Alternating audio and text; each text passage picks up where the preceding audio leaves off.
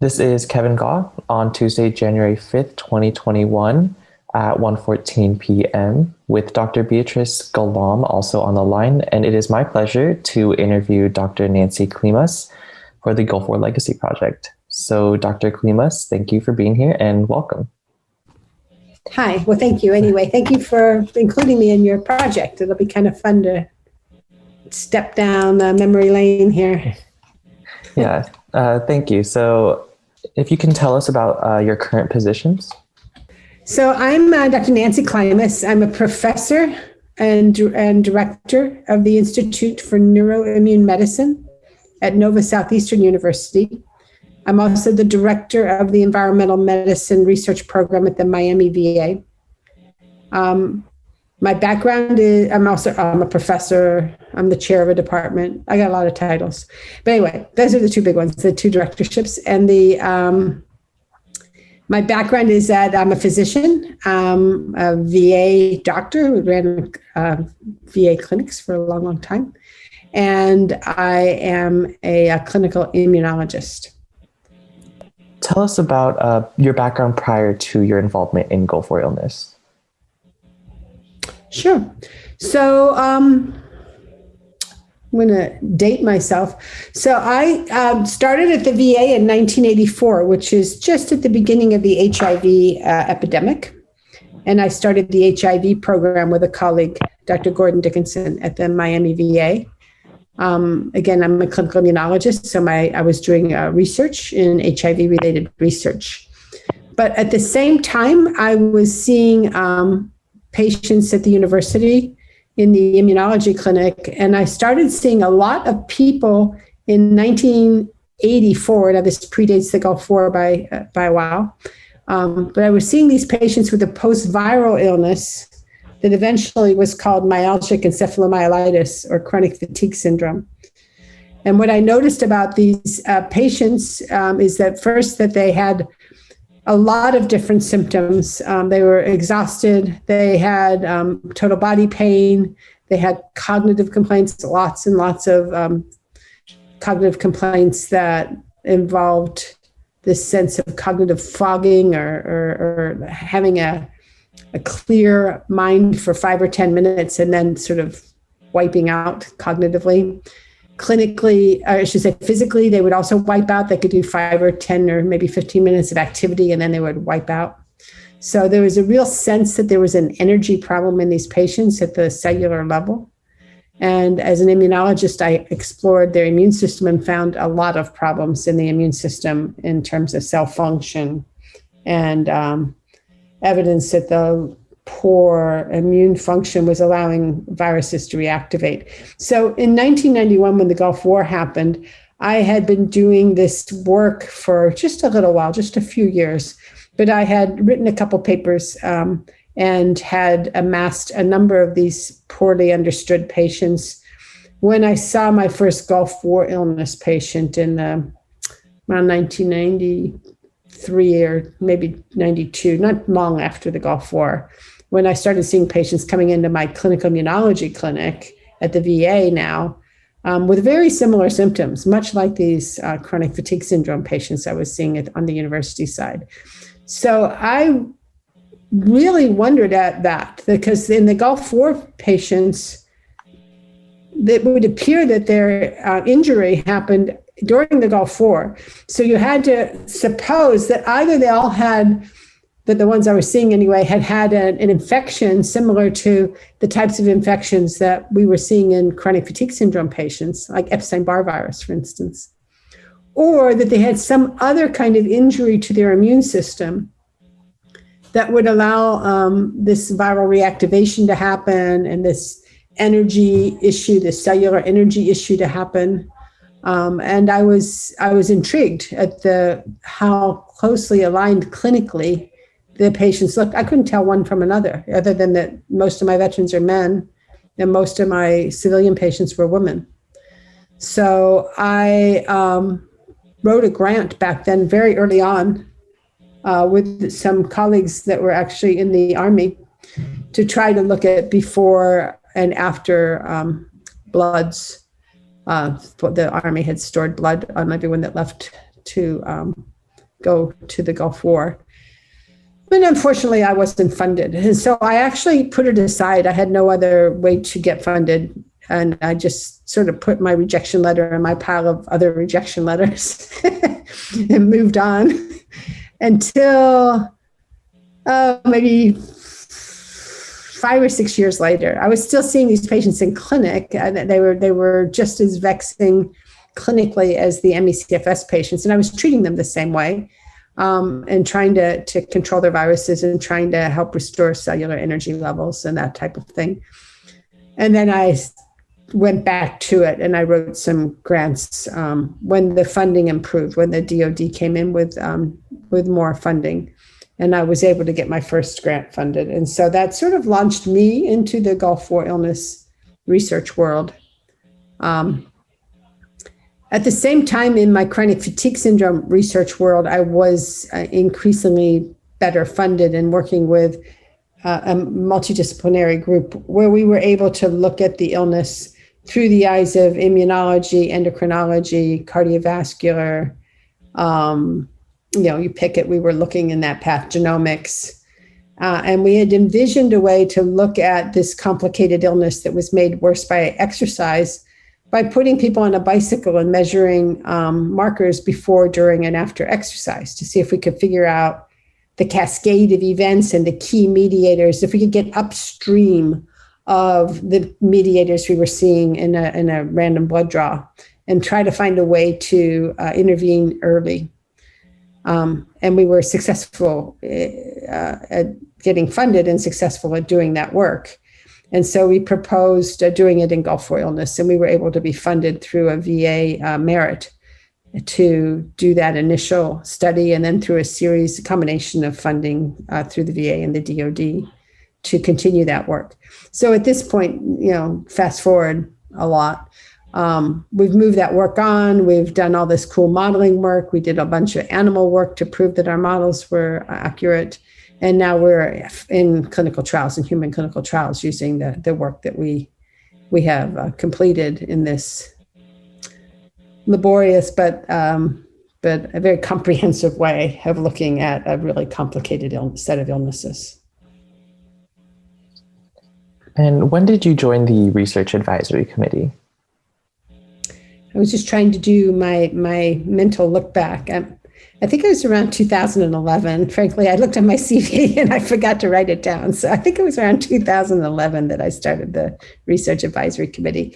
But I had presented to the Research Advisory Committee. I was a frequent flyer to the Research Advisory Committee for years because we were doing this work and it was intriguing to people. And so I met a lot of great scientists at the RAC meeting, waiting in line for my turn to talk with them. And actually, the first consortia I put together with Dr. Mariana Morris was because we were on the same committee presentation day, and we were listening to each other's talks and thinking that perhaps her work could meld with my work, and we could create the animal model we needed to prove that our computational modeling was effective. That was great because we went on to write a Gulf War illness consortia grant, and we received one of the big DoD awards to work as a group, and that's what allowed us to move all this preclinical work on to human clinical trial. What were the early attitudes like towards Gulf War illness? Well, they were negative. I have to say that I shouldn't say. It depends who you're talking to. In the clinics, in the VA system, if you were a veteran that walked through the door, you didn't have a good chance of running into someone that knew what was wrong with you. And it was very frustrating to the veteran because you might imagine how we do medical education. You actually have to know about something to teach about it. And so all the research has to get done before you can put together a cogent medical education program that would help train a clinician in a very practical way to do something when they see somebody with Gulf War illness. And so I think veterans were very frustrated, rightfully so, when they walked in and see their primary care doctor and they frequently had never even heard of Gulf War illness. To this day, we still don't have an ICD-10 code I mean, think that we've run through ICD. It says how many years do we do ICD coding? Every 4 or 5 years that they change the code. So we've had at least 4 ICD rounds, international coding rounds that designate an illness. Like if you have congestive heart failure, it has a code, right? If you've got an acute viral illness, it has a code. But Gulf War illness doesn't have a code because no one's ever asked for a code. So these poor veterans walk in and their doctors don't even know how to put it into the electronic medical record. There's no code for that. So it's very frustrating for them. We as scientists have to provide the evidence that guides evidence-based guidelines. So for me, the pressure's been on as a clinician who cares for veterans with Gulf War illness, just as frustrated as the next clinician that someone should ought to give me the recipe book for treating these people. If it's not evidence-based, there's no recipe book. And so if you look at the clinical trials that have been done in Gulf War, actually Beatrice wrote the first paper to have a nutraceutical or pharmaceutical intervention that was effective. And that was the CoQ10 paper. And that was after, 25 years or more of Gulf War illness before that paper came out. So these guys went through, or these men and women went through, decades of not knocking at the door. So from the clinician's perspective, and I'm more oriented than most to how to take care of people because I have chronic fatigue syndrome experience. So people would lean on my ME/CFS expertise and send me the Gulf War patients. They look the same. So I was running an HIV program and I kept getting these Gulf War patients stuck into my HIV clinic. And I went, how's this going on? Eventually, more than half of my day was being spent with Gulf War illness related patients. So I decided I should create a clinic. No one gave me permission. I just did it. I just went to the front desk and said, we're going to call this clinic the Environmental Medicine Clinic. And I want another day. And we're going to put these patients in that clinic. And I started lumping like the environmental medicine patients together.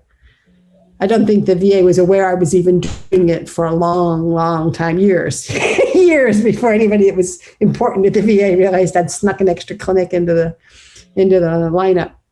But by that time, it was really an important clinic because it was overwhelmed and I was not knocking at the door of the chief of staff asking for help. And he's like, for what? But the veterans had been banging at his door too, saying we can't get into our clinic. There's just not enough space in our clinic. And so I think they became aware that there was a real problem when my wait list became the longest wait list in the local VA. They score on that. They get paid by how fast you see a veteran versus how long they wait. And at one point, the scoring system found me as the outlier, where it took more than a year to get into my clinic, the longest one in the whole VA. And that was simply because there were far more patients than there were slots in my clinic to be able to take care of all those people. So is it still the case that people who were deployed to the Gulf from 1990 onward are coded as Gulf War veterans at the VA? That's correct. That there's a code. As I said before, there's no code for Gulf War illness. So when you see a Gulf War illness patient, you have to try to put some codes in there that would clue you that this was perhaps a Gulf War illness patient. So we use the deployed to the Gulf code. It's deployed to the Persian Gulf. There's a code for that.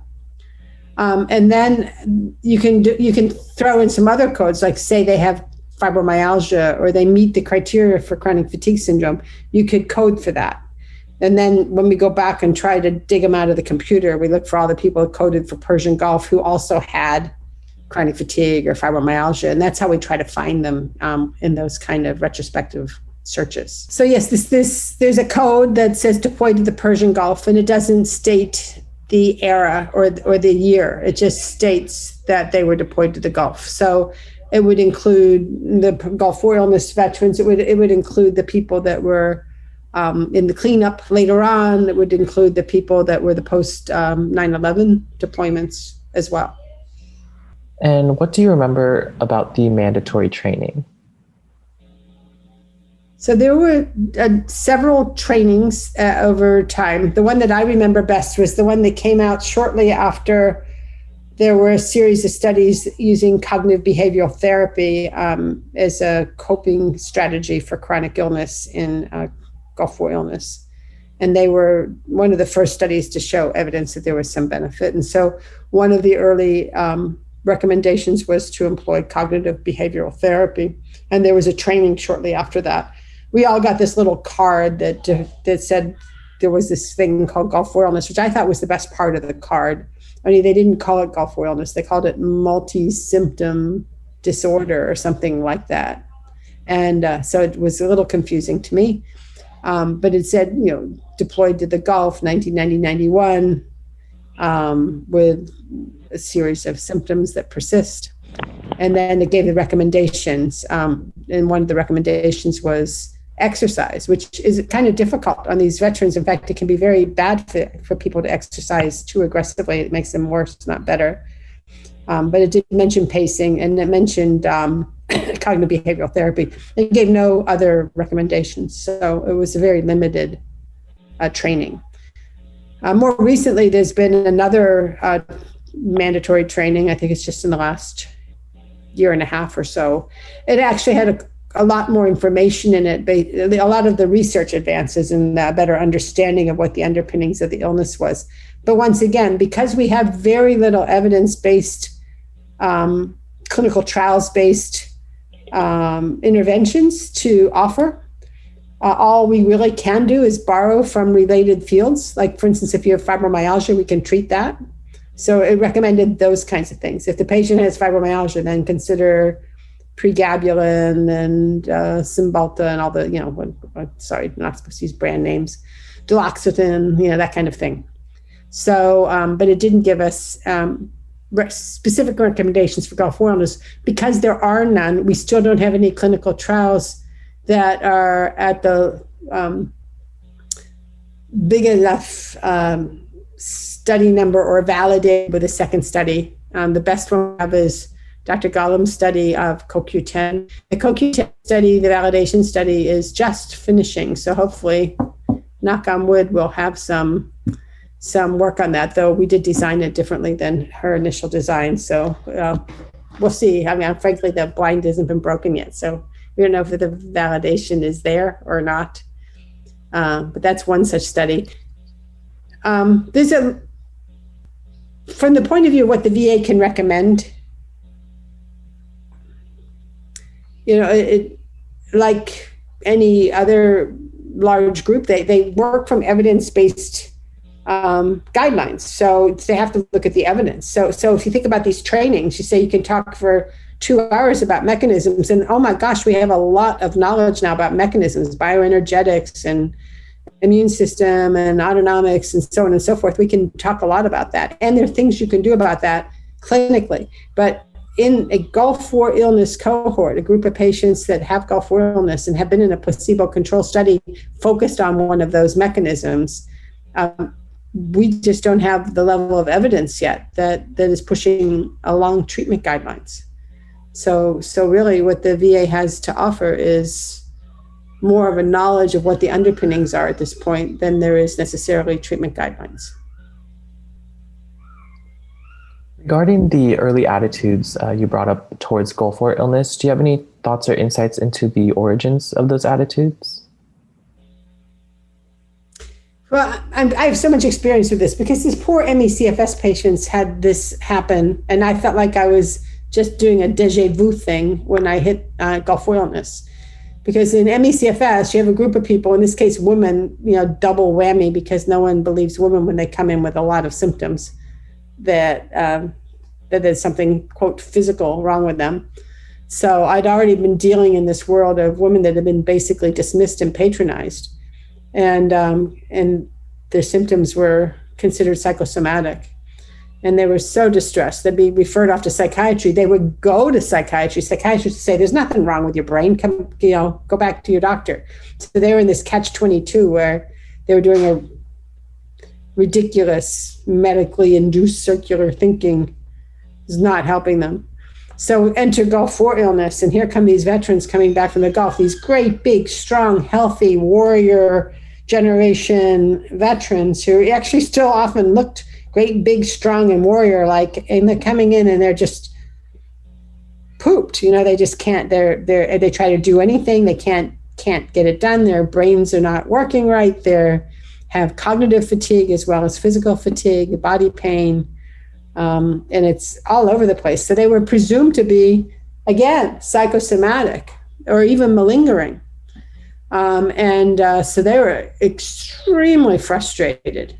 Sometimes they did have a comorbid psychiatric disorder, particularly PTSD. And so it would be all put off to their PTSD.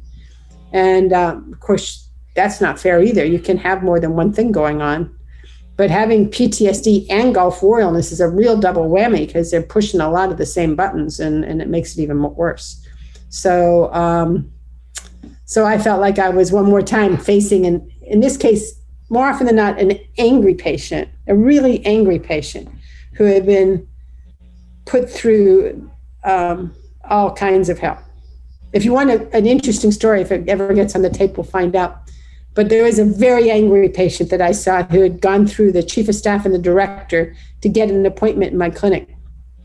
And when the case appointment time came, he didn't show up. And then I got a call from the director that I hadn't seen this angry patient. Why hadn't I seen him? I said, well, he didn't show. He says, well, let's do it again. So we made a second appointment. The second time he came, he didn't come either. So I called him, and he picked up the phone and he said, well, I'm not going to come. The VA has nothing to offer me. I'm not driving all the way down to that VA just to be told one more time that there's nothing wrong with me when I'm so sick I can barely leave my house. And he went on a many four-letter word rant about the VA. And I said, well, sir, I actually do know something about this illness. And it's not really fair to assume that you're not seeing a provider that knows something. He says, well, what's your name? And I said, well, I'm Nancy Klimas. She goes, okay. I said, do you have a computer? He went all off on me again. He said, what do you think? Veterans aren't literate in the computer? He was really angry with me. I said, no, that's not what I'm saying. I said, all I'm saying, because he was really calling me awful names. I said, sir, I want you to Google my name, spell it, Klimas, and then Google it with Gulf War illness. I'm going to hang up now. While you do that, I'm going to call you back in 5 minutes. The first thing you're going to do is apologize to me. And then the second thing you do is actually let us have a real conversation. So I called him back, and he said, all right, there's one person in the VA that knows something about Gulf War illness. I said, I'll take that as the apology. It was a funny way to begin our clinical relationship. It went better from that point. It was better than that. But it was funny. But it wasn't atypical. Very upset patients who really came in not really believing that one more time they were going to be disregarded. And have those early attitudes evolved over time? And if so, how? It's hard for me to be really cogent of that because I'm on the wrong side of this. At this point, I have a reputation of being good at this. So it's an unusual patient that I get to see that doesn't know before they see me that I'm expected to know something. Okay, even if it's just their primary care doctor saying, hey, I'm going to send you to Klimas. She knows all about this. And so so I don't see the angry side of the vet that often, very often. Very much. More often I see people who are just desperate for someone to listen all the way through and then do something. So that's a good thing. Now, I was on the research advisory committee for a lot of years, and we had the public the session where the public speaks to the committee. And it's an interesting exercise because the committee is a research advisory committee. There is no clinical advisory committee at the VA. And the kind of things we were hearing were really mostly about people upset with the clinical side of the operation, that they weren't either getting their care the way they should, or that they weren't getting their disability through the way they should. So the research committee sort of has not much to do with either one of those. But we were the only set of ears that were listening to these vets. We were the public ears, and there were really important people in the room, the senior people at the VA often, that were there. So they had to hear it. So often that the public testimony part of the research advisory committee, which is a long part of the session, hours, is one veteran after another, talking about these stories I just said about people who knocked at the door and didn't get what they needed. So I believe you touched on this a little bit earlier, but when was your earliest research in Gulf War illness, and what was the nature of that research? So we started in the late 90s. As I said, I tried to get right after the Gulf because it was pretty clear pretty quick there was a problem, but my first study didn't get funded. But when we were having this success with this chronic fatigue syndrome modeling, we went back in for a Gulf War grant to the VA, and it was maybe the late 90s, thereabouts. And that was our first funding. I think we've stayed funded ever since because the line of research we're doing is so exciting that, and it's progressed so nicely over time that it's, as I said, it's moved all the way into clinical care from bench work. And how has that research evolved today?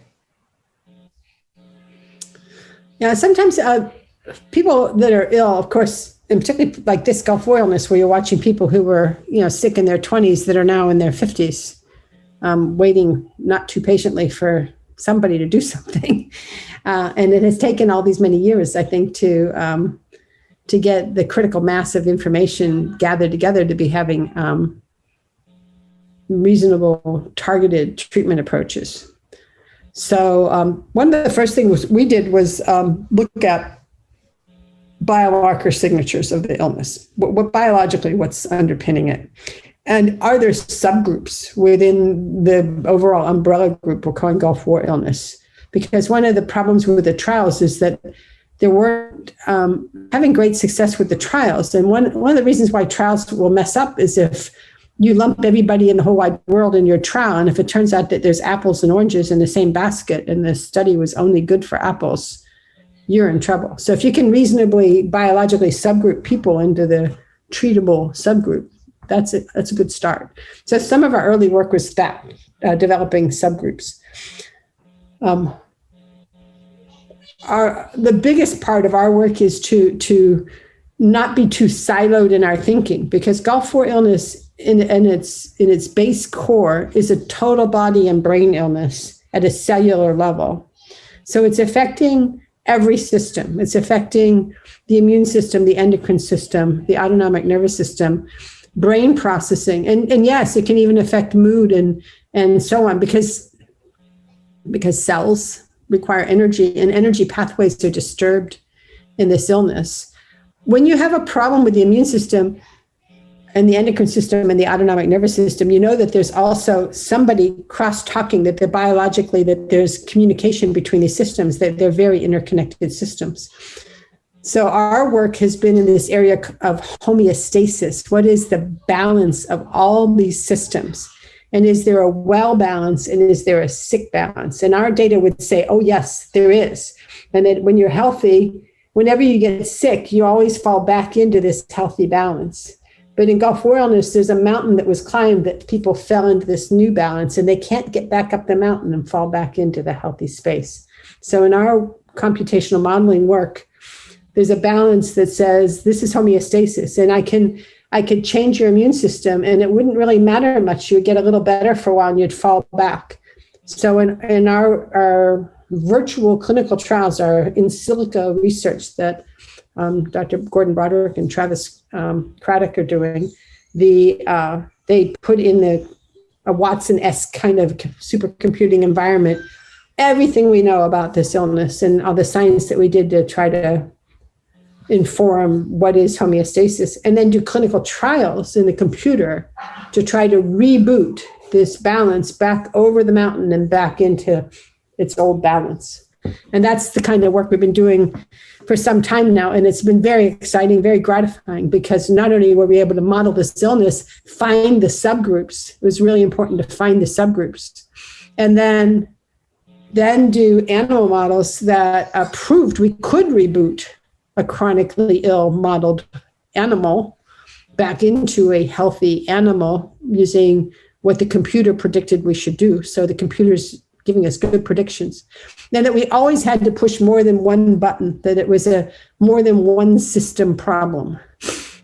So now we've moved that work that from animal model to phase 1 human clinical trials. They're just finishing our first phase 1 study. It's finishing up this month.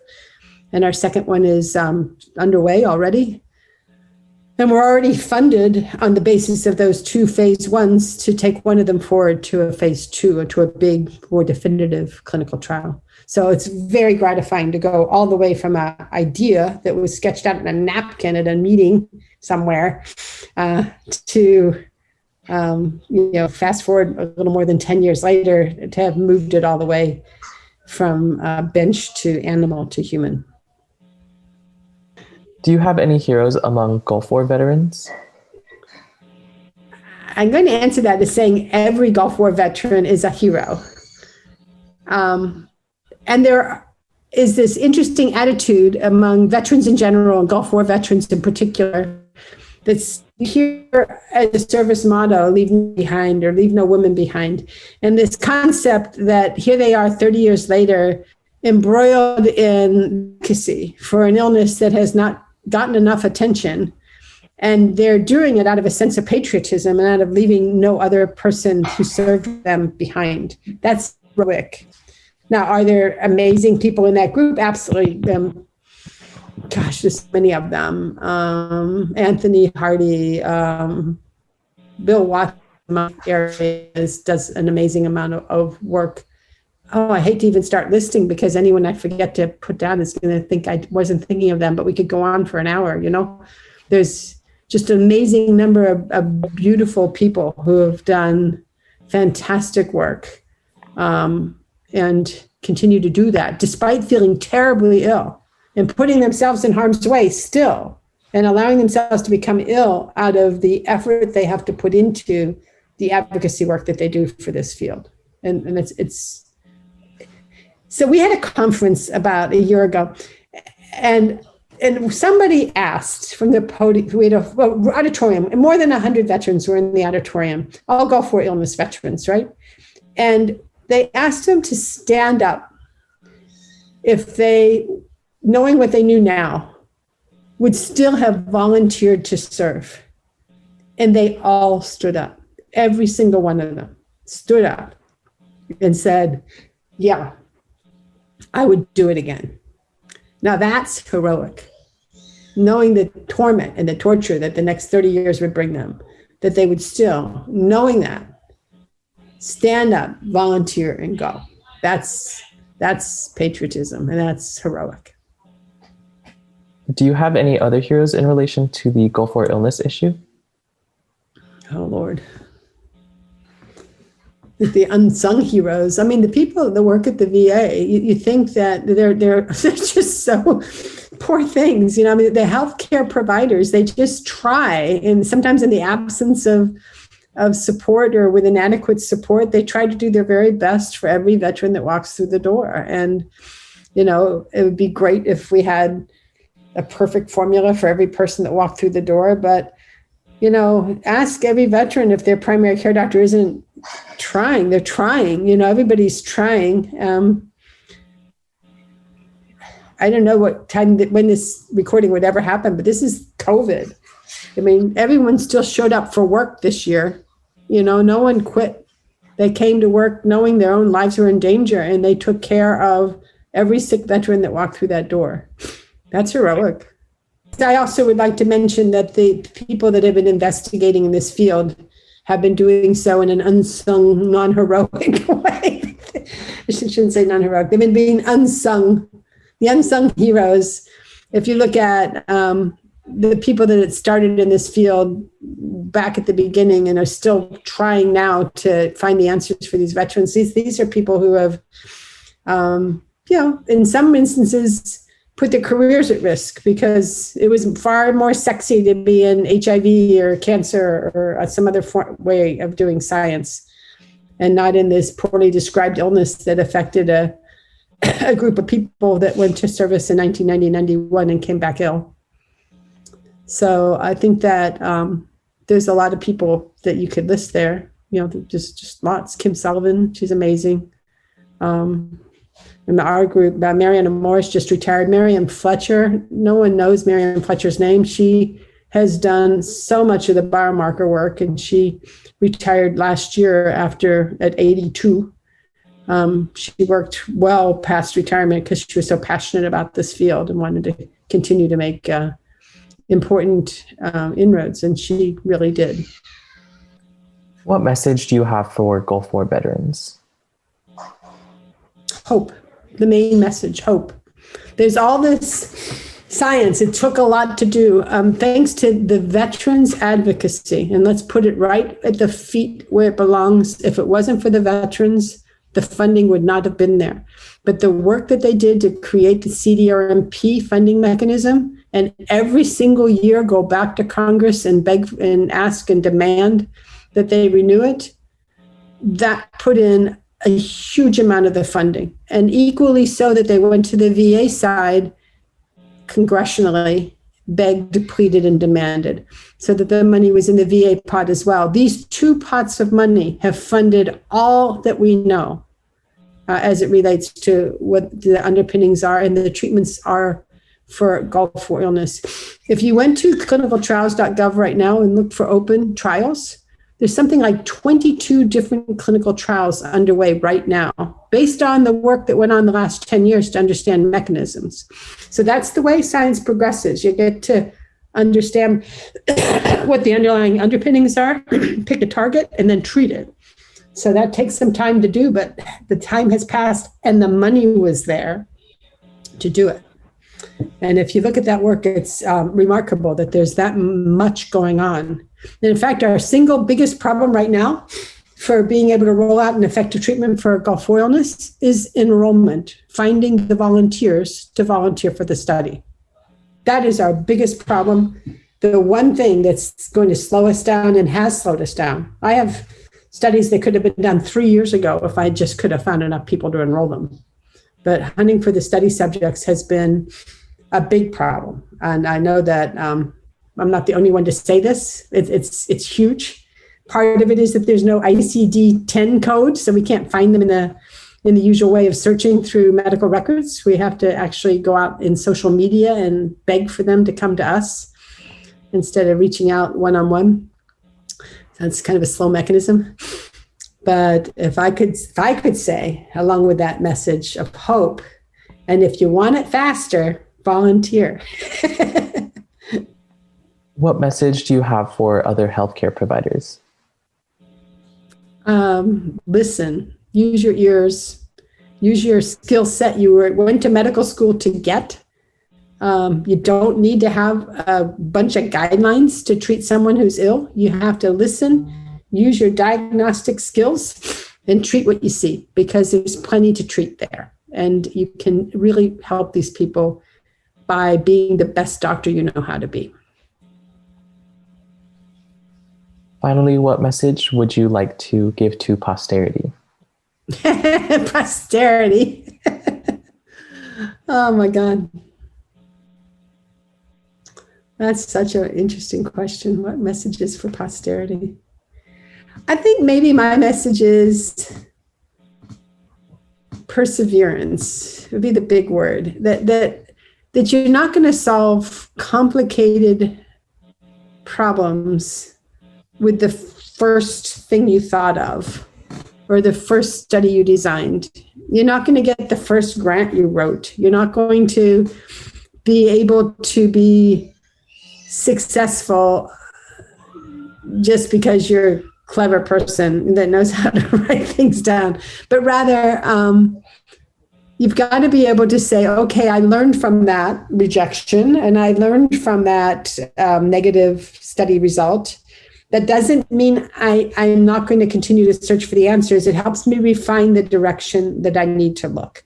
And so if you see it as a long haul instead of, a short, quick solution, but rather my eventual goal is to have effective therapy and to use all the things we learned in this illness to apply to other illnesses so we could have more effective therapies there as well.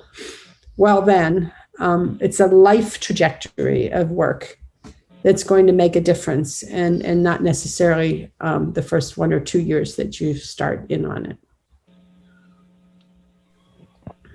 Before we conclude, was there anything else that you would like to add that we did not cover or address? I want to speak to women veterans for a moment, because we don't, okay? And it's important to understand that women are veterans, and that women went to the Gulf, and women continue to be deployed and be exposed to toxic exposures as other veterans do.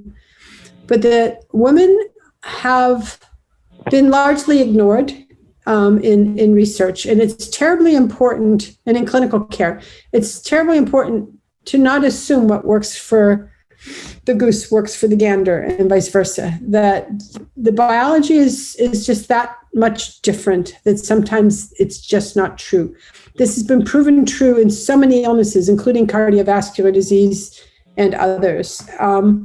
So it's important to keep funding work that's focused on women's health as it relates to veterans' health and veterans' toxic exposures. It's really important.